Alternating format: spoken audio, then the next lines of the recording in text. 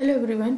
In the last video, I started the topic Karma Yoga in Bhagavad Gita, and today's I will continue the same topic. In the last video, we discussed these points. You can see here these points. Bhagavad Gita is the Triveni of Yoga, concept of karma, type of karma, and concept of dharma. Today's we discuss these points. Concept of Swadharma, Sakam Karma, Nishkam Karma is not purposeless. Karma Yoga, a means of mind, purification and self-knowledge. The first is concept of Swadharma. In the Gita, Varnashram Dharma is addressed with Swadharma.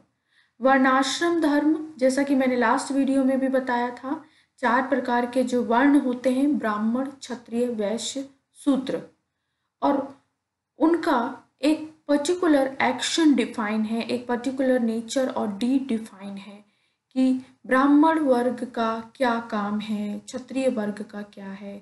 तो ये जो particular actions define है, यही उनके स्वधर्म है। In the social system, वर्णाश्रम is the social responsibility and duty of a person. तो समाज में इन 4 वर्ग, पूरा समाज जो है वो इन 4 वर्गों में विभाजित है और इन 4 वर्गों के अपने कुछ विशेष कर्म हैं जिनको हम सामाजिक उत्तरदायित्व या सामाजिक कर्तव्य भी कह सकते हैं। 4 varnas are mentioned under the varnashram system: Brahman, Kshatriya, Vaishya and Sudra. Each varna has a certain nature and deed. For example, inhalation, purification, control of senses, purity, penance, forgiveness, knowledge of Vedas and scriptures, spirituality, etc. are the swadharma of a ब्राह्मण। यानी जो ब्राह्मण वर्ग के लोग हैं उनके अंदर ये विशेषताएं होती हैं, उन्हें वेद और शास्त्रों का पर्याप्त ज्ञान होता है, उनका अपनी सेंसेस पर कंट्रोल होता है, प्योरिटी होती है। एक बात मैं आपको यहाँ पे क्लियर करना चाहूँगी कि ये जो कॉन्सेप्ट है वर्णाश्रम का, ये शास्त्र और वेदों से चला आ रहा है, गीता में भी है, बट आज के टाइम पे कई लोग इसको क्रिटिसाइज करते हैं क्योंकि आज के टाइम पे कास्ट तो एग्जिस्ट करती हैं बट उनकी जो ड्यूटीज़, जिनको हम स्वधर्म कहते हैं, उनकी ये जो नेचुरल ड्यूटीज़ थी, ये कहीं ना कहीं क्रिटिसाइज होती हैं क्योंकि अब वो उसको बिलोंग नहीं करते। सो हम बात कर रहे हैं गीता या वेद के टाइम की, तो ये मॉडर्न कॉन्टेक्स्ट से थोड़ा सा डिफरेंट होगा। Second, in the context of Kshatriya, bravery, tact, proficiency in war, etc. are swadharma of Kshatriya. Agriculture, animal husbandry, trade, etc. are the swadharma of Vaishya. यानी व्यापार, जो मेन जो काम होता है वैश्य का, वैश्य समाज का या वैश्य वर्ग का, वो होता है व्यापार। और इसके बाद आता है शूद्र। Serving all 3 classes is the स्वधर्म ऑफ शूद्र। तो शूद्र का काम क्या है? जो ये 3 क्लासेस हैं, ब्राह्मण, क्षत्रिय, वैश्य, उन सबको सर्व करना, क्लीनिंग करना, ये शूद्र वर्ण का काम था। तो इस तरह से 4 वर्ण थे जिनको वर्णाश्रम सिस्टम कहा जाता है। एंड ये क्यों बनाया गया था? ताकि समाज में एक ऑर्डर और हार्मनी बनी रहे। सब अपना अपना काम करेंगे तो सोसाइटी अपने आप ऑर्डरली वे में चलती रहेगी। When Arjuna brings the idea of fleeing from war in Kurukshetra, Lord Krishna reminds him of Swadharma, कि जब अर्जुन अपने ही मित्रों और अपने भाइयों को देख के इस बात से डर गए थे कि मैं उन्हें कैसे मारूं या मैं उनके साथ युद्ध में कैसे लड़ूं, तो श्री कृष्ण उनको याद दिलाते हैं कि you are a kshatriya, O Arjun, you are a kshatriya and it is the duty और swadharma of a kshatriya to fight for justice. क्षत्रिय का ये स्वधर्म होता है कि वो न्याय के लिए लड़े, इसलिए तुम फल की इच्छा मत करो, तुम लड़ो, वो तुम्हारा स्वधर्म है। It is the ultimate swadharma for a human being to live a life based on self-righteousness. In short, swadharma means to faithfully perform one's social duty. यानी स्वधर्म का मतलब है कि आप ईमानदारी से आप अपना काम करें, आपकी जो ड्यूटीज़ हैं समाज के प्रति, लोगों के प्रति जो कर्तव्य हैं, आप उनको पूरा करें. Now, in the context of karma yoga, there are two types of karma, sakam karma and nishkam karma. sakam कर्म होता है, सा मीन्स होता है with and काम मीन्स होता है desire. So the actions with desire, साकाम कर्म वो होते हैं जो desire के साथ किए जाते हैं.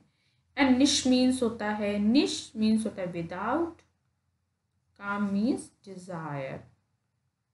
So with desire of fruit and without desire of fruit, that is निष्काम कर्म. तो ये दो कर्म हैं जो एक इच्छा से किए जाते हैं, फल की इच्छा से किए जाते हैं, और एक फल की इच्छा से नहीं किए जाते.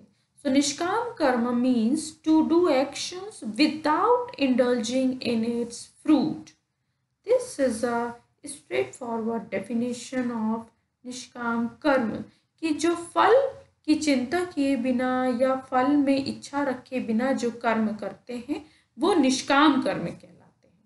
And contrary, sakam karma is that action which is done by the desire of fruit. जो फ्रूट की इच्छा से किए जाते हैं वो साकाम कर्म होते हैं, which results in attachment.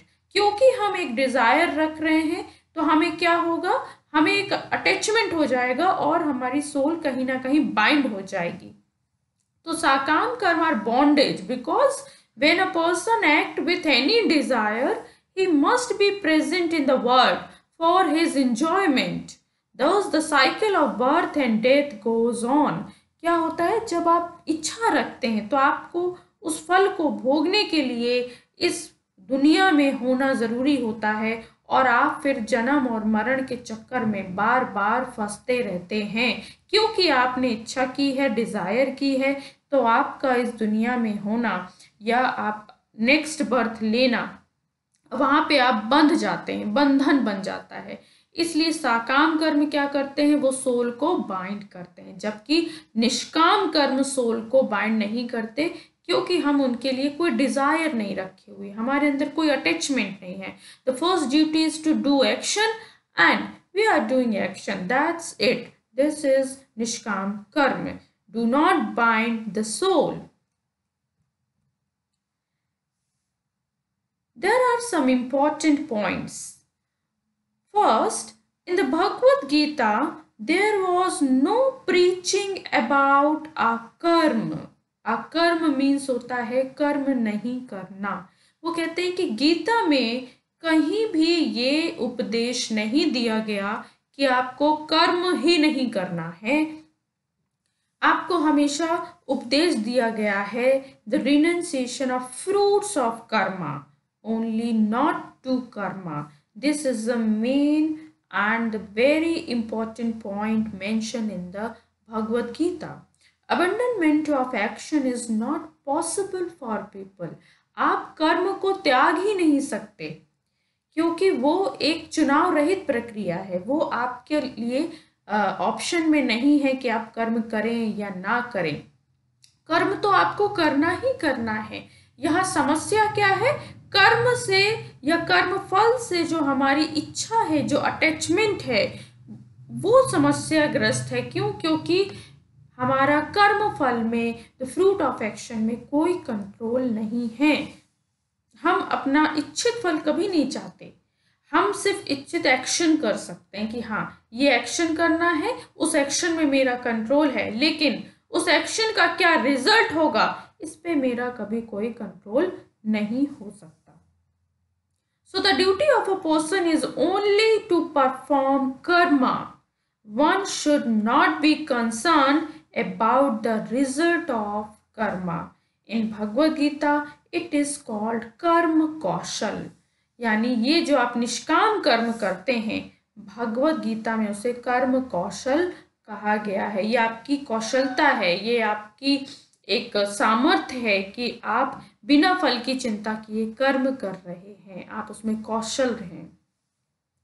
The Gita clearly preaches only the renunciation of fruits of karma, not the renunciation of karma. So this is very important point कि ये आप याद रखें कि गीता में कर्म को नहीं नकारा गया, कर्म तो करना ही है। For example, two young women were drawing in a river. Just then, two young men jumped into the river and rescued the girl. One person was fascinated by the beauty of girl and saved her, then proposed for marriage. And another person saved the girl, inspired by duty. ये example है कि दो युवती या दो नारी जो नदी में डूब रही हैं और उनको बचाने के लिए दो नवयुवक भी नदी में कूदते हैं।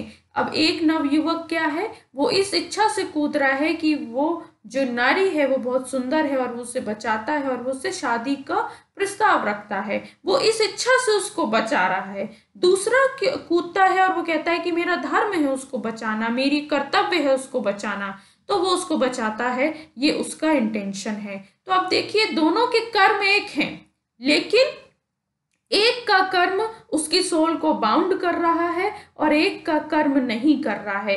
जो ये इच्छा रख रहा है कि उससे शादी करेगा, उसने साकाम कर्म किया है विथ डिजायर ऑफ फ्रूट, इसलिए वो उसकी सोल को बाउंड कर देगा, उसे उस फल की भोग के लिए या एंजॉयमेंट के लिए इस दुनिया में आना ही पड़ेगा। दूसरा जो कर्म कर रहा है वो कर्तव्य भावना से कर रहा है, उसने कोई डिजायर नहीं रखी, उसने वो कर्म किया, उसके बाद कुछ नहीं सोचा, इसलिए वो उसका निष्काम कर्म है और वो उसकी सोल को बाउंड नहीं करेगा। सो although the external activities of both the youth were same, but the result of their action would be different due to their goals being different. The first person got into the bondage of karma while the second person did not. अब हम कई लोगों को ये doubt होता है कि क्या निष्काम कर्म, क्योंकि हम कोई डिजायर नहीं रख रहे हैं, कोई पर्पस नहीं रख रहे हैं, तो क्या वो पर्पसलेस है? तो इधर मैं आपकी एक छोटी सी मिसअंडरस्टैंडिंग अगर है तो मैं उसे क्लियर करूंगी कि निष्काम karma is not purposeless. Actually हर कर्म का अपना एक लक्ष्य होता है, बिना लक्ष्य के तो एक मूर्ख भी कर्म नहीं करता है। जैसे हम सब जॉब करते हैं या अर्न करने के लिए एफर्ट करते हैं, अगर आपको कोई कह दे कि कल से आपको खाना फ्री मिलेगा तो कोई एफर्ट नहीं होगा। क्यों? क्योंकि कोई मोटिवेशन ही नहीं है, कोई मोटिवेशन ही नहीं है तो आपकी कोई आगे डिजायर ही नहीं है।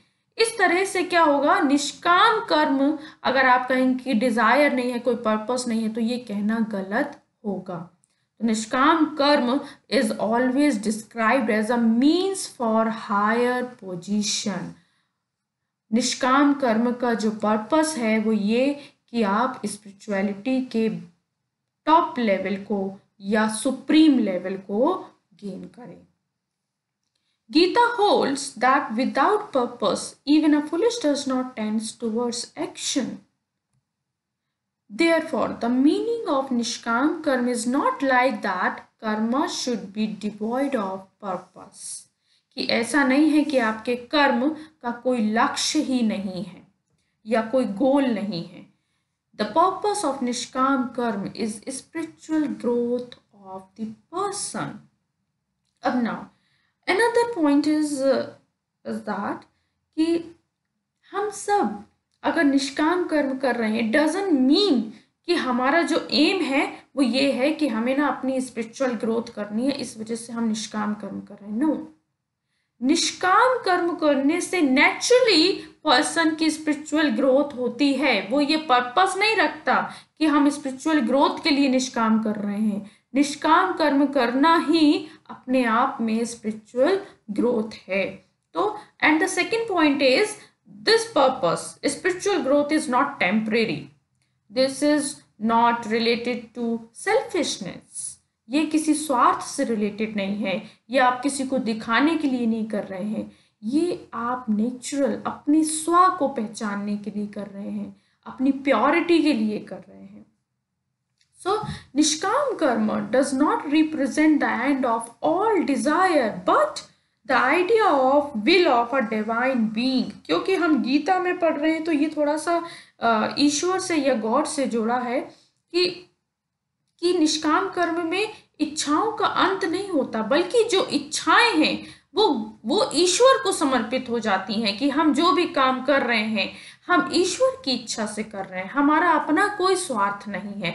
हमारी लाइफ का जो एम है वो शायद ये है कि ईश्वर ने हमें दिया है कि आप दूसरों की भलाई कीजिए, आप निष्काम कर्म कीजिए बिना फल की इच्छा के। और ये तो थ्योरी है कि if you do good work, auspicious work, you will get good result। इसलिए ये भगवान की इच्छा है कि आप अच्छा कर्म कीजिए, डेफिनेटली आपको अच्छा फल मिलेगा, इसमें आपका अपना कोई स्वार्थ नहीं है। इसमें एक पॉइंट मैं ये ऐड करना चाहूँगी कि मान लो कुछ लोग नास्तिक हैं, ईश्वर की धारणा को नहीं मानते, तो क्या वो निष्काम कर्म नहीं करेंगे? तो ऐसा नहीं है, क्योंकि आप आस्तिक हों या नास्तिक हों उससे कोई फर्क नहीं पड़ता। निष्काम कर्म आपको सिर्फ इतना सिखाता है कि आप सिर्फ एक्शन कीजिए, आप फल की इच्छा मत कीजिए। अगर आप ये नहीं सोचते, आप गॉड वाला विल यहाँ पे मत ऐड कीजिए। अगर आप नास्तिक हैं तो आप मत मानिए किसी ईश्वर को, लेकिन आप ये तो मानते हैं ना, कर्मा थ्योरी तो मानते हैं, तो according to karma theory you have to do nishkam karma. According to Bhagavad Gita, the deeds done for the sake of devotion, for self-realization and for people's sake are always निष्काम। वो कहते हैं कि जो कर्म भक्ति से किए गए हैं या सेल्फ रियलाइजेशन के लिए किए गए हैं या फिर लोगों की भलाई के लिए किए गए हैं वो हमेशा ही निष्काम होते हैं। Now, the कर्म योग, a means of mind purification and self knowledge। कर्म योग क्या है? चित्त शुद्धि का एक साधन है। चित्त शुद्धि यानी आपके माइंड को प्योरीफाई करना, ये कर्म योग के द्वारा पॉसिबल है। So the practice of nishkam कर्म योग destroy the impurity of mind। Impurity of mind is what? Negative thought like jealousy, greed, anger। ये जो होता है ये माइंड की impurities होती हैं, या डिप्रेशन में जाना या इग्नोरेंट होना। तो धीरे धीरे निष्काम कर्म जब आप करते हैं तो माइंड प्योरिटी की तरफ मूव करता है। Knowledge of self can only enter a pure mind, and this is important point कि why the karma yoga is so important, because the first step karma yoga destroy the impurity of mind and the pure mind is capable for self knowledge। जब आपका mind pure हो जाता है तब आपको अपने self की नॉलेज गेन हो सकती है। So it is not possible to cook food in the absence of fire। There is an example actually कि जिस तरह से खाना बनाने के लिए आग की ज़रूरत होती है, बिना आग के आप खाना नहीं बना सकते हैं, वो किसी भी फॉर्म में हो, वो चूल्हे की आग हो या आजकल हम लोग गैस में बनाते हैं या इंडक्शन है, जो भी है, मतलब उसके लिए एक फेम की तो ज़रूरत है ही।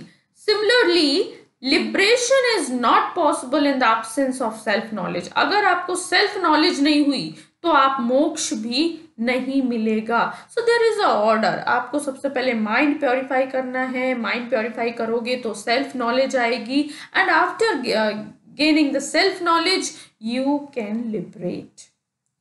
If benevolence, compassion, devotion, love, care, welfare, etc. are done for a long time with fruitless spirit, then the mind becomes pure and the path of happiness starts to appear। क्या होता है? क्योंकि ये process बहुत जल्दी नहीं होती। आज आपने कर्म योग पढ़ा, आप कल प्रैक्टिस करो, परसों लिबरेट हो जाओ। It is not possible. It is a process, the slow process. आप धीरे धीरे, and it depends on your practice, आप कितना प्रैक्टिस कर रहे हैं। अगर आप दया से या भक्ति से प्रेम पूर्वक लोगों की भलाई करते हुए एक बहुत लंबे टाइम से आप फल की चिंता किए हुए काम कर रहे हैं, तो क्या होगा, धीरे धीरे ऑटोमेटिकली आपका माइंड प्योर होता जाएगा, उसमें से नेगेटिविटी हटती जाएगी, एंड धीरे धीरे आपको अपना इटर्नल जो हैप्पीनेस है, जो सेल्फ नॉलेज है, उसका पाथ दिखने लगेगा।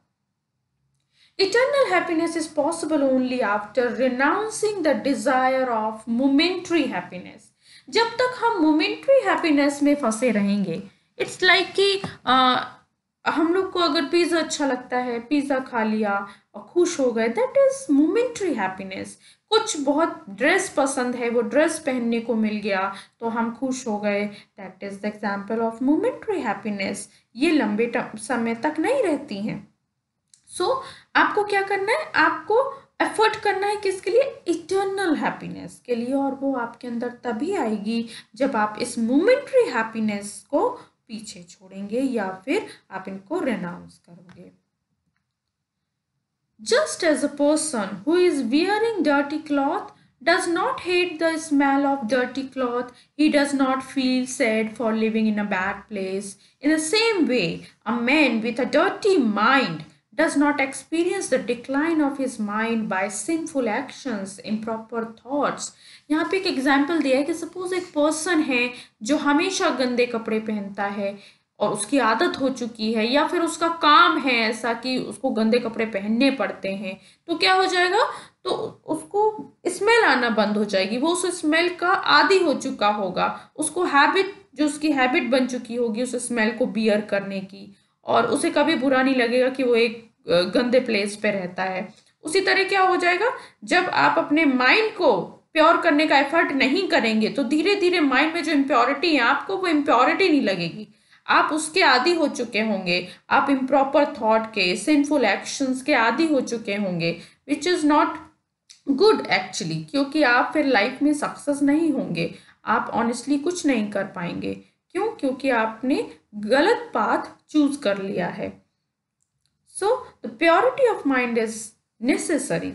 Pure mind is about a positive thought. आपके अंदर अच्छे विचार तभी आएंगे जब आप अपने माइंड को प्योर रखेंगे, एंड पॉजिटिव थॉट की अपनी अलग वैल्यूज हैं, क्योंकि जो आप सोचते हैं आप उसके अकॉर्डिंग एक्शन करते हैं, और आप जो एक्शन करते हैं उसके अकॉर्डिंग ही आपको फ्रूट मिलता है, सक्सेस मिलती है, आप जो डिज़ायर करते हैं वो आप गेन कर सकते हैं। सो प्योर माइंड और positivity is very valuable. Self knowledge is only direct means to liberation, और सेल्फ नॉलेज भी प्योर माइंड में ही आता है, और सेल्फ नॉलेज लिबरेशन का एक डायरेक्ट मीन्स है। So the purity of mind is necessary, and by the karma yoga we can get purity of mind. Only karma can not destroy ignorance but knowledge can. वो कहते हैं कि क्या होता है, आप ignorance is what, ignorance is like darkness, and darkness किससे हटेगी, लाइट से, तो वो लाइट यहाँ पे है नॉलेज। सो आपको अपनी इग्नोरेंस हटाने के लिए नॉलेज गेन करना बहुत ज़रूरी है, और नॉलेज एक प्योर माइंड में ही एग्जिस्ट करती है। सो knowledge is like light and ignorance is like darkness, and darkness can be destroyed only by light. निष्काम कर्म is not empty. कई लोग कहते हैं कि अगर हम ऐसे काम करते रहे बिना फल की इच्छा किए हुए तो हमें क्या मिलेगा, कुछ नहीं मिलेगा, हम तो लोगों के लिए काम कर रहे हैं, बट ऐसा नहीं है। निष्काम कर्म is not fruitless. Although it can be said that those who perform nishkam karma, they do not get anything special, but this is not true. Although the limited intelligence of human being does not understand the importance of karma yoga और निष्काम कर्म, क्योंकि हमारी जो knowledge gain करने की या फिर जो हमारी इंटेलिजेंस है वो बहुत लिमिटेड है, तो हम क्या करते हैं, हमारा जो विजन होता है वो भी टेम्परेरी एंड शॉर्ट होता है, हम देख ही नहीं पाते कि आने वाले टाइम पे हमको क्या बेनिफिट होगा। हम छोटे छोटे बेनिफिट देखते हैं, अभी हमको चाहिए इंस्टेंट फ्रूट, अभी ये काम किया, अभी इसका फ्रूट मिलना चाहिए, बट ऐसा नहीं होता। निष्काम कर्म से हमें जो मिलता है that is the permanent and ultimate. वो कुछ भी टेम्परेरी नहीं होता। The love, truth, inferiority etcetera are not just moral shape, but they structure the highest ideal of a person. This is a typing mistake. There is a superiority, not inferiority. So the love, truth, superiority are not just moral shapes. ये सिर्फ ऐसा नहीं है कि ये moral shapes हैं और theory में बात हो रही है, ऐसा नहीं है। जब आप निष्काम कर्म करते हैं तो आपके अंदर love, truth, honesty, superiority, spirituality, ये सब नेचुरल आपके अंदर आने लगता है, and that is your gain. ये आप गेन करते हैं, दैट इज योर अचीवमेंट। और वो अचीवमेंट ऐसी कोई नहीं है जो कोई भी छीन ले या कभी भी आपसे खो जाए। दैट इज इटर्नल अचीवमेंट, जो आपको इंटरनल पीस, कामनेस ये देता है और आप लाइफ में सेटिस्फाइड रहते हैं। सो निष्काम कर्म originates power with in the human being because of which one can attain great personality. आप देखा जाए तो हम सब काम क्यों करते हैं? हम काम करते हैं लाइफ में हम हैप्पी रहें, हम हमेशा खुश रहें, इसलिए हम काम करते हैं। तो निष्काम कर्म भी तो वही कर रहा है, आपको टेम्परेरी हैप्पीनेस ना देके इटर्नल हैप्पीनेस दे रहा है। So what is required here to need the identify the correct path. आप क्या चाहते हैं और उसका करेक्ट पाथ क्या है, दिस इज वेरी इंपॉर्टेंट। सो आज सेकेंड लेक्चर में हमने इतना कवर किया। थर्ड लेक्चर में हम इस टॉपिक को कंप्लीट कर लेंगे और उसमें भी काफ़ी इंपॉर्टेंट पॉइंट मैं डिस्कस करूँगी, so that we will do in the next video. Thank you so much.